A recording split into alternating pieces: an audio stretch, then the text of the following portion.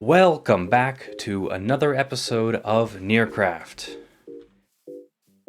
We are going to check off something from the to-do list that I took care of last episode, but forgot to check off, and that is to organize. Taken care of.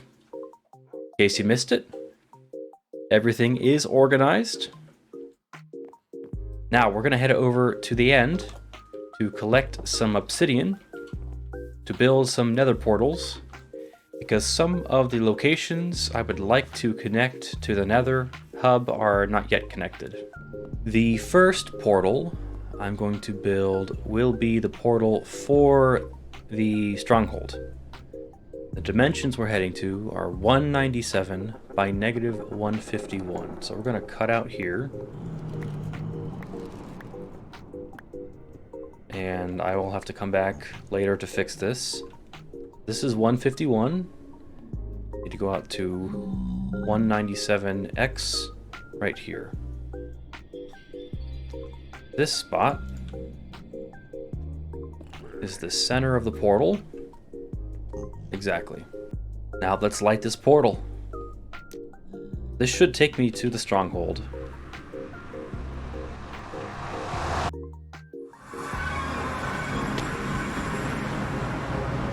But when I go back through, it should take me down into the lower part of the nether.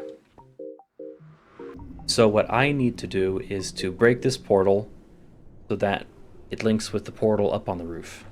And now that this portal is gone, we can climb our way back to the roof and use a little ender pearl to get up on top of the ceiling.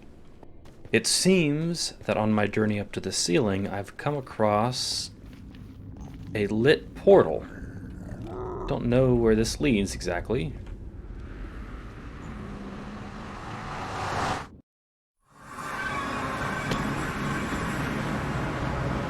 Oh, I know where I am.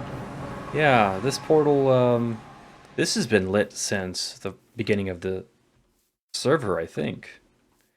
I remember sailing through this river back in like week 1 or 2 and seeing this here. Well, we're not too far from spawn, so we'll actually just fly over to spawn to test out the new Stronghold portal to make sure it's linked up. Now we're back in the nether. We can ignore these hoglins and test out the portal. If this dimension works, let's try going the other way.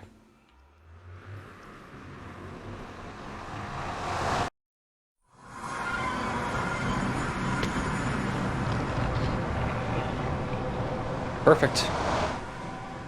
Now, the other location I wanted to build a portal for is the headquarters of Cavern Enterprises, the project that Ivadix and I are starting together. I am just going to set this portal back in the wall. This will most likely be a temporary location, but it'll be nice to have this set up. Having this portal here will help us a lot getting to and from our base to the headquarters during these early stages of construction. And there is the location of the portal. Just need to light. Put away the flint and steel. Grab this ender chest. Let's test it out. Works in this direction. Ouchies. Let's try going back the other way. Awesome. There we go. Portal complete. It was nice to get some of that housekeeping done. That will help a lot in the future. Now I'm going to take you back in time to a project that Bradley and I worked on together in the community area.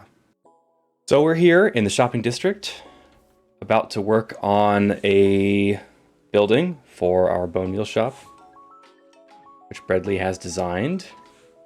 But we're going to get to work and show you what it looks like.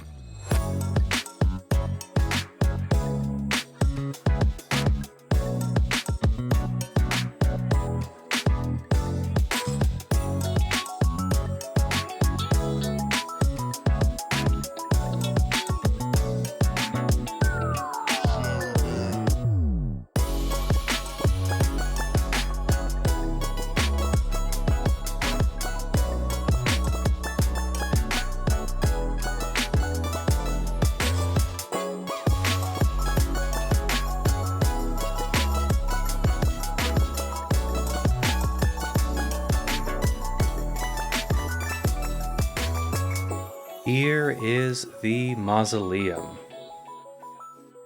Now I can't take any credit for this. This was entirely Bradley's own design. I did help him build it. That was a collaborative effort. But as far as the creative process of designing it, that was all Bradley. And I think he did a fantastic job here. Just amazing. My favorite part is right down here. Well, I did build one thing. This door was all me. The rest was all Bradley. But my favorite part of this whole thing is right down here. This spooky, dark, grim crypt that Bradley designed just captures the feeling that I would expect from a place like this. All of these coffins are where we are actually selling the bone meal from our bone meal machine. Hopefully we'll start bringing in some profits here. Bone meal is a pretty useful resource, so I'm anticipating people will come in to get quite a lot of it, but who knows? Who knows? I am on my way now to meet up with Ivadix to do a little bit of mining. But not in the overworld, in the nether. And we're not going to mine in the traditional sense. We're going to build a TNT duper to blow a massive hole in the nether. We need lots of quartz for our headquarters, but as well, we could both use some netherite because we're both still rock and diamond. We're going to change that. This is Y67-ish, so down here would be close to 64. Oh, this is perfect. As far as I know, there's not really any, like, things nearby. Right. Yeah, this is great. Let's take down these nearby trees just to make some more room. Okay, time to build.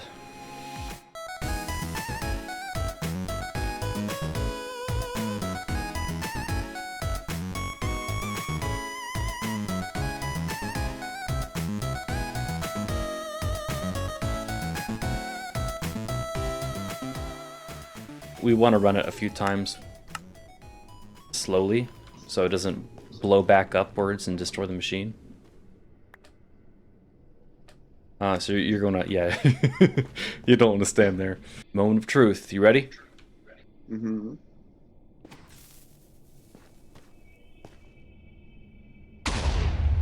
Hey, there's netherite already. You want to go grab that? Ancient debris. Or, yeah, ancient debris. One ancient debris. Good start. Good start. Sending it again. There's some... Oh, there's a whole lava lake right below. Oh no, really? Well, we'll dig as far as we can go.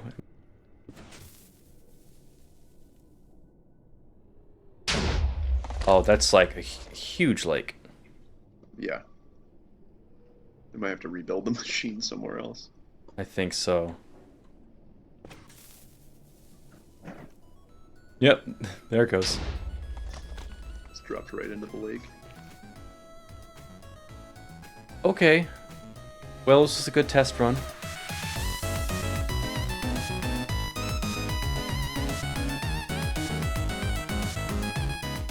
So this is me now here in editing and rewatching the footage. I realized I never really explained what happened here.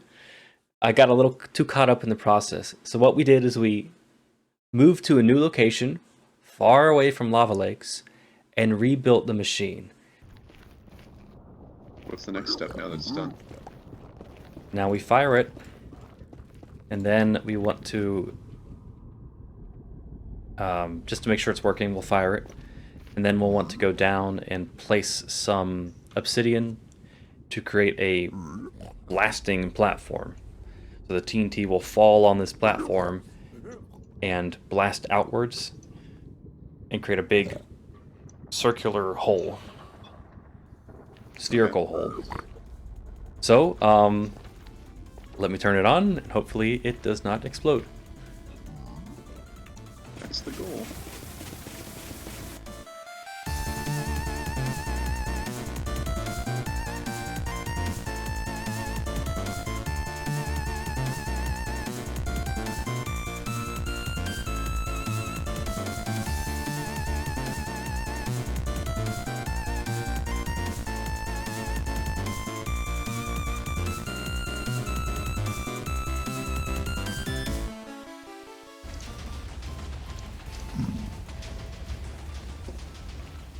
I've only got 2 minutes left of fire resistance.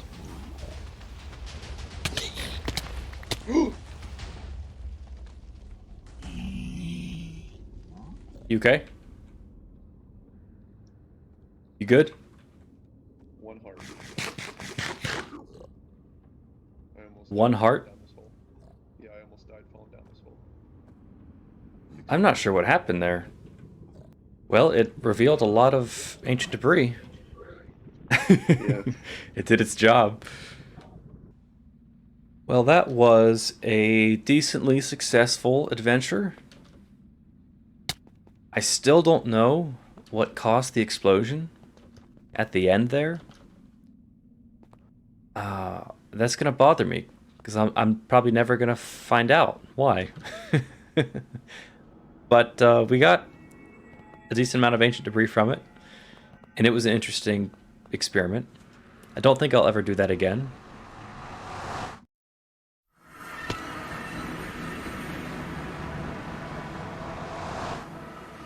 If I do go back into the Nether with some kind of machine to mine ancient debris, it's probably going to be some kind of tunnel bore because that's much more controlled. But now it's time to smelt up the ancient debris I have and get some netherite. Here we go. From diamond to netherite. My first netherite piece of the season. Last episode, I built a shop in the shopping area to sell poppies. Now that shop is a part of a larger project I'd like to work on, which is to sell every flower type. So let's take a moment to talk about the different flower types and how you can obtain them reliably and easily in survival. So we're starting with the 4 tall flower types. These are definitely the easiest to get because you can just bone meal them directly and they'll drop a copy of themselves. Super easy. I already have a source of bone meal, so that's no problem. Another one that's pretty easy are poppies. Because I have an iron farm, I have too many poppies as it is. I have more than I can ever hope to sell, so those are also fine. These flowers here now, these you can generate in a flower forest with some kind of farm with shifting floors and water collection and bone meal to collect all these types. Not too difficult, although there is a little bit of a process to getting those, so we're going to go over that. Dandelions are another easy one. You can get them in basically every single biome. There's a few exceptions, but we're probably going to incorporate this into the flower forest biome by building on the border of the flower forest. Because one biome dandelions can't grow in is actually flower forests themselves. Blue orchids spawn and generate only in swamps. Wither roses from a wither rose farm. And then we have the lily of the valley, which I think in this version of the game might actually be bugged. And we'll come back to why I think that's so. So let me show you what I've been working on. I am here in a creative copy of the server seed, and we're in a flower forest biome.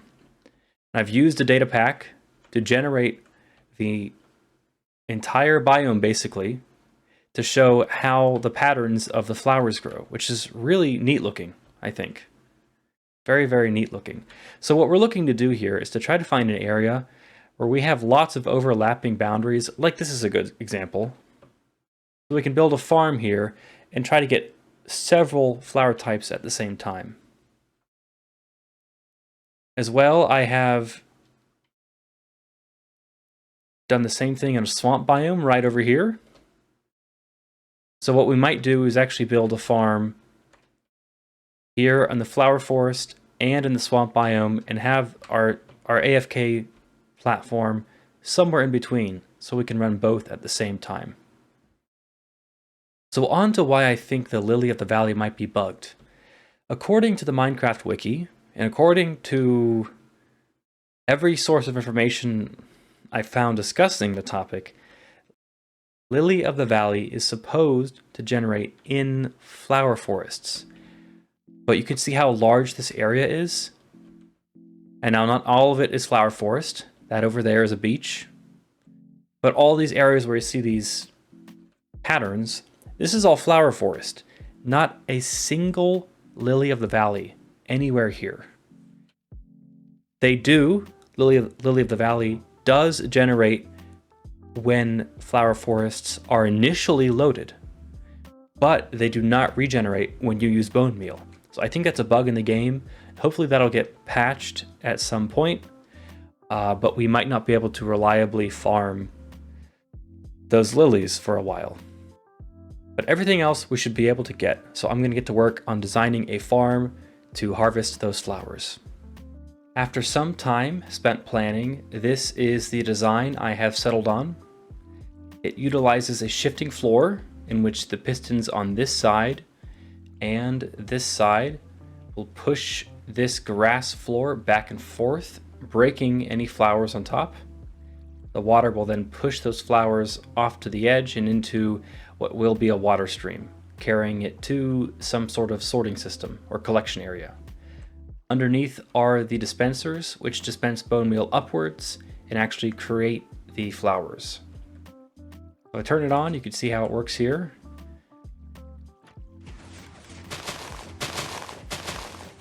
Generates flowers pretty quickly, and this will run for about 30 seconds or so, and then it will flush.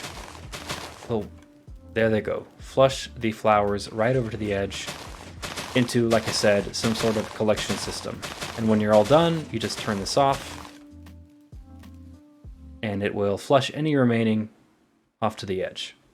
Now this is incredibly fast. Look here, I have an empty inventory. That was just not even a minute. See how many flowers I have here.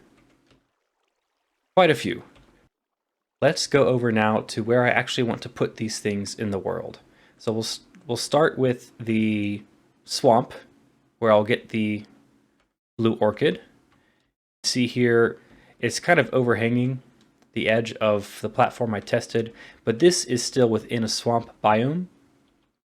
So this is perfectly fine, and I wanted it to get as close as I could to these other ones right over here. So you see how there's multiple of them, and I kind of like this as a design rule in general, is to try to modularize everything, especially when you're doing something where you're dealing with these semi-random patterns. So we have here, this machine will collect pink tulips, white tulips, and orange tulips.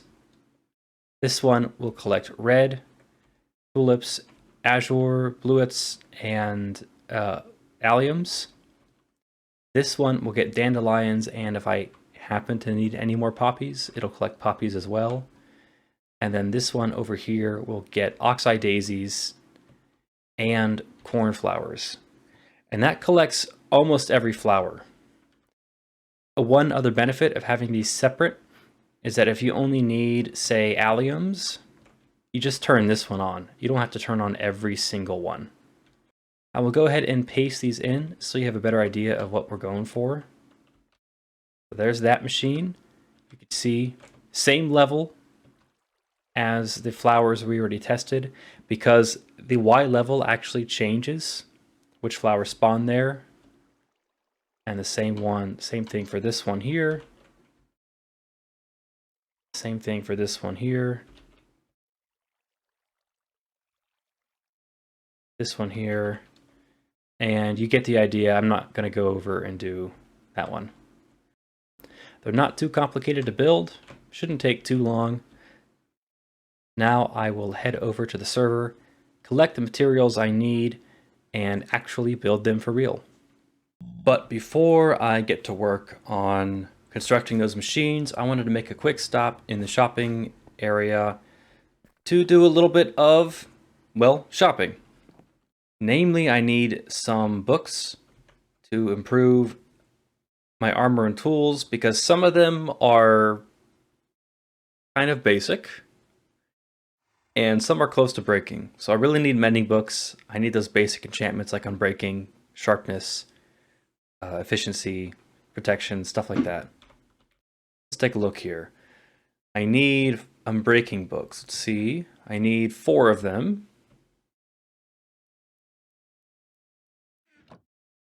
I need 4 mending books. 5 diamonds per book. I need 2 silk touch books. 2 diamonds per book. A sharpness 5 book. Be 3 diamonds. And efficiency, of which they're sold out. I will want to make a trip to the XP farm, so let's see, 5 diamonds per pass. And let's see if anybody else here has anything new for sale. It's been a little while since I've checked.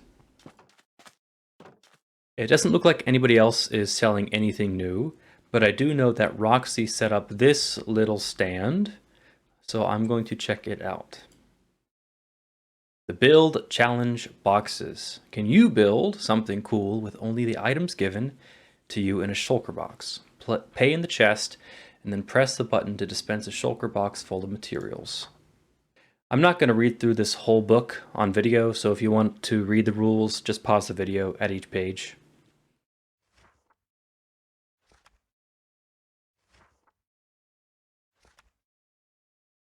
And it looks like the price for this build challenge is 1 diamond per box.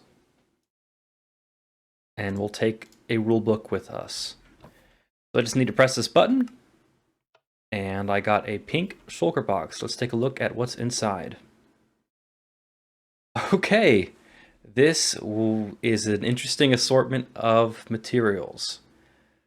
Very interesting. I'm going to take some brainstorming to figure out what to build with this. Well, I'll take that with me. I'm probably going to wait till next video to actually do that.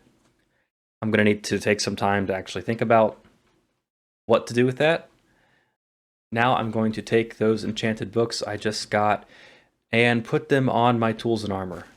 And then we'll head over to the XP farm and repair everything that needs repaired.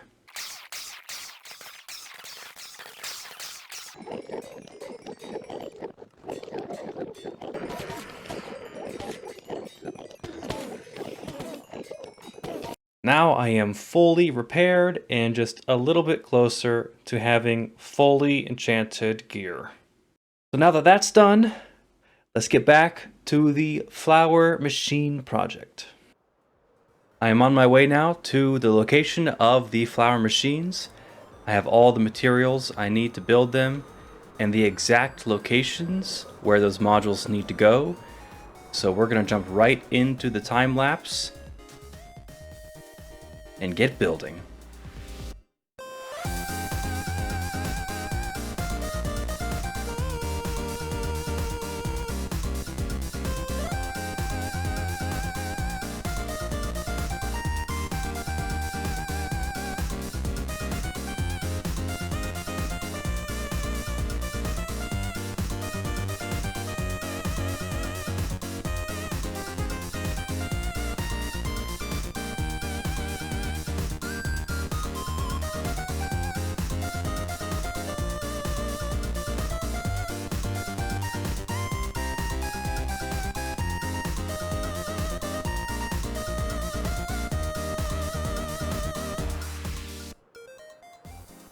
They are now all complete. There's 4 here, over in the flower forest, and there's 1 just out of render distance right over there in the swamp. Let me go ahead and start one of these up, just to show you what it looks like in operation. You feed the bone meal in over here, That'll take it into dispensers underneath the grass, and then if we hop down here, we can turn it on.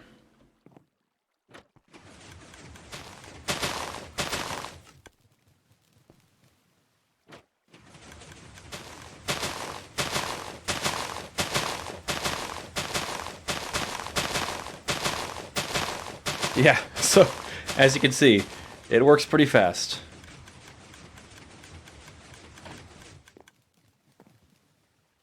And then it sweeps all of it over here to the edge. And we'll most likely come back here and make some improvements to this, so I don't have to do parkour just to turn it on and off. I'll probably build some kind of control station down there, funnel all the items down there, automatically sort them, have control switches to turn on each one of these individually or all at the same time. Just all kinds of bells and whistles. That'll be really fun to design and build, and also be really fun to use. So I think that will be the end of the episode. I want to thank you so much for watching if you made it this far into the video. If you liked the video, please hit that like button. That would mean a lot to me. And if you want to see any more videos, hit subscribe. And I'll catch you in the next one. See you later.